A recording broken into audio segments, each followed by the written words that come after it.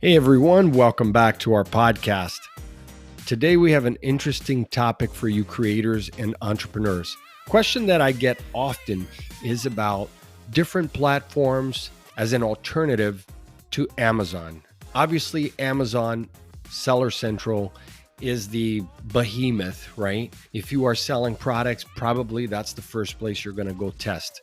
But there are many alternatives out there that allow you to either ship directly to your customers or do a drop ship, right?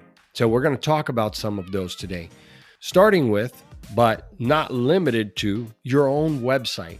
So if you're selling products, before you go to any third-party platform, a recommendation that I have for you, and this is with 15 years of marketing experience, is that you work on your website. Put the time that it takes to build an e-commerce experience for your customers that will keep them coming back.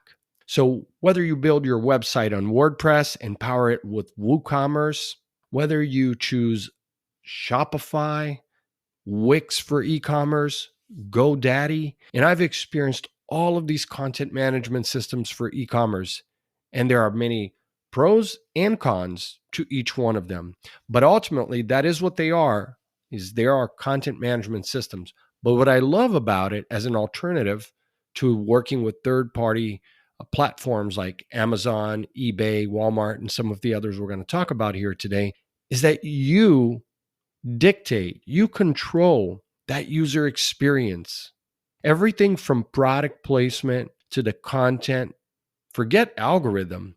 The fact is, if you've driven traffic to your website, your e-commerce website, whether you're selling products or digital services. When I say digital services, I don't mean like accounting and legal. I mean things that are tangible, like a course, right?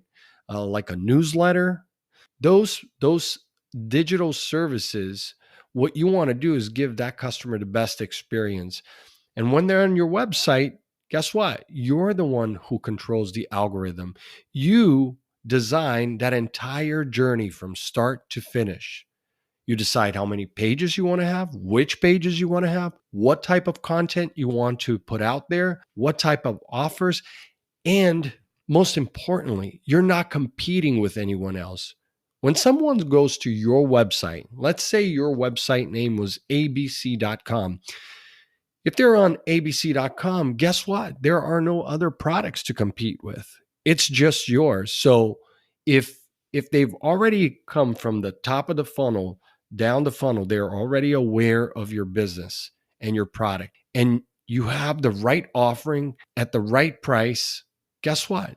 They're going to choose you. Now, it should be noted that it takes time to build this sort of following. You know, you go from 5 customers to 50 to 500 to 5,000. And I can tell you from having worked with many e-commerce companies that that is exactly how it happens. And on occasion, I have an e-commerce company selling a product or a service where it doesn't take off on their website, right? And it's not going to happen by itself. You're not putting up a website on Shopify and then they're just going to come. That's not going to happen, number one.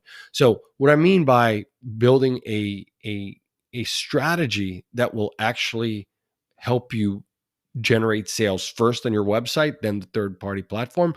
What I mean by that is that you have to have the right marketing strategy, marketing team. Now, you may do this in-house, maybe you hire out, but you have to understand, what are the marketing technologies? What are the technologies that need to be in place? So the MarTech, marketing and technology stack. What tools do you need? What apps? How many subscriptions will you need? You know, look, you could have a website on Shopify and end up having to put in 20, 30 plugins, install 20, 30 plugins, and some you're going to pay yearly, some is just a one-time fee. Same thing for any of the other CMSs out there, like Wix, like GoDaddy, like WooCommerce, if you're powering it on WordPress. So at the end of the day, either you do all the technology and the marketing, or you allow the third party to do this. And so the advantage is that, as I said, you're in control and you own that customer. Remember, guys, you own the customer experience. You decide what kind of offers they see, what kind of content you serve them. On the other hand, if you choose to go the eBay, Amazon, Walmart, Target, Etsy, Bonanza, Newegg, any of these platforms, they can get you big reach, but the trade-off is profitability. For those of you that already sell on Amazon, you know that as much as 60, even 70% of your profit can go with the sale of every product. So that's something for you to consider. If you're new to the game, then you're going to find out very quickly that you also have to advertise on these platforms, right? They have their own ad platform and you're competing against other people who have the same product. And who's controlling the algorithm? The platform, Amazon. So if growing your business depends on these platforms, I think that you can start that way. It's been my experience, but sooner than later, you'll come to find out that you need to not only diversify by going to other third party platforms. So if you are right now on Amazon, Seller Central, why are you not on Walmart? How about Target? How about eBay? And some of the others that I mentioned. And then on top of that, you want to be on, if you have a content management system, you want to know that they have their own directory. So Wix has their own e-commerce directory. My favorite one, no doubt, is Shopify. If you look up on the iOS and Play Store, you're going to find the Shop app. And the Shop app is really amazing. And it'll get you in front of a lot of customers who already have their payment information in there. So again, a lot of considerations if you're new to e-commerce, whether you're selling products, physical products and shipping or drop shipping, or if you are selling digital products.